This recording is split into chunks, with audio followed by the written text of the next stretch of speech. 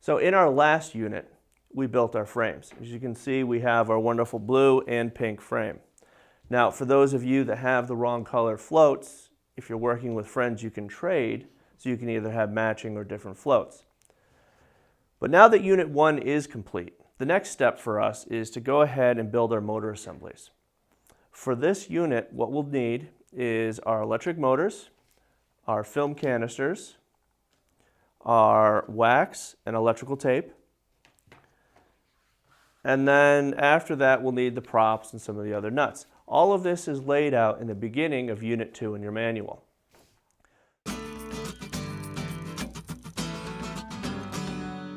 So the first part of this is taping up the motors so that the wax that we use doesn't get into the motors. Some people have a tendency to just grab the tape and just start throwing tape all over the place. We even have some of our instructors who feel that's an okay way to go. The key to this is less tape is more. Okay? The whole idea is that you're putting tape around this motor, and then that taped motor needs to fit inside this canister. There's not a ton of extra room. So the more tape you put in, the less leeway you have for other things later on down the line to go wrong. So the least amount of tape you use, the better off you're going to be. So we'll walk you through that process and how to do it, and then go ahead and seal them up. Excellent. Doing this taping is a little bit monotonous. You end up needing about 24 to 30 1-inch pieces of tape. Okay? I don't recommend you cut them all at once, but you may want to get 5 1-inch pieces of tape ready. Now that you have your frames built, they are very good for holding 1-inch pieces of tape. Perfect. So you can go ahead and make a series of 1-inch pieces of tape and set them aside. First thing we're going to do is pick up one of your motors. If you look on the white side, the cap side of that motor, you'll see that there's a red dot. The red dot is the positive terminal of the motor. We want to make sure that when we wire these motors up, they're going to go the way we want them to go.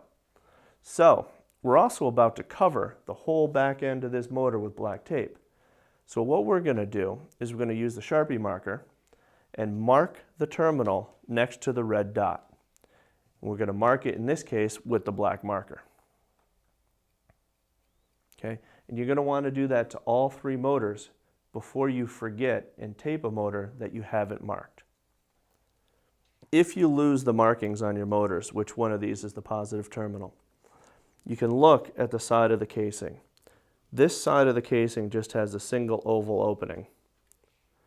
This side has the oval opening plus these 2 notches. Those 2 notches are at the negative terminal.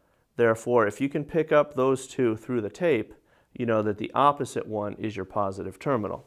So now, what we want to do is put tape around the back of that motor, covering up any of the holes that go to the inside of the motor. We'd like to avoid taping over the part where the shaft comes out, where that little bearing and the nub of the shaft is on that end, and on the other side, where the shaft and the bearing are. So what we really want to do is cover those holes, these holes, and then the motors on the side. What you'll end up having is a big disc of floppy tape all out to the side like that. So then go put your next one, and next one. Cover all of that around the end. Leaving the raised part out? Leaving the raised part out.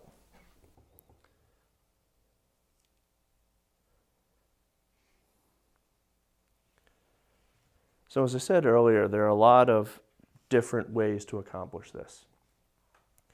Some of them are quicker. Some of them are a lot less tedious. Personally, none of them are better. They may be as good, but none of them are better. So now, what you're going to want to do is take your pair of scissors and trim that off. Now, what you want to do is make sure that as you do that, the edge of your blade is along the edge of the motor, which means you're going to cut backwards. Right? There you go.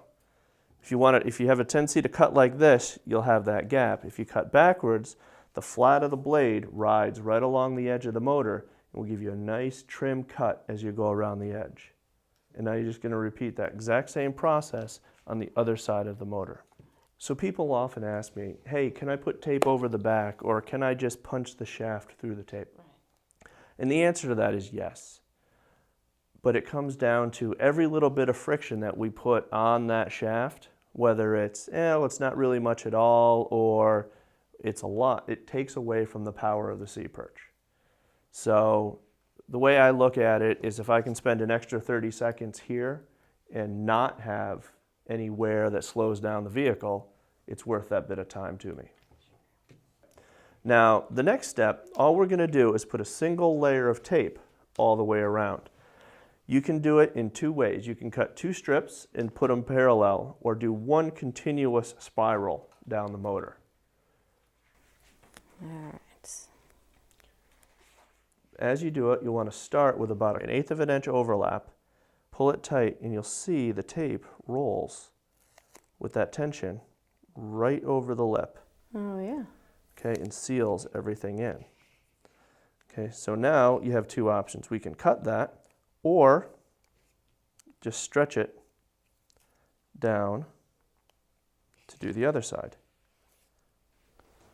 And it just curves right over the top. Curves right over the top, covers up anything that wasn't pristine, and then we'll just snip that last little bit. Okay? And now what you have is a motor that we have all of these holes covered.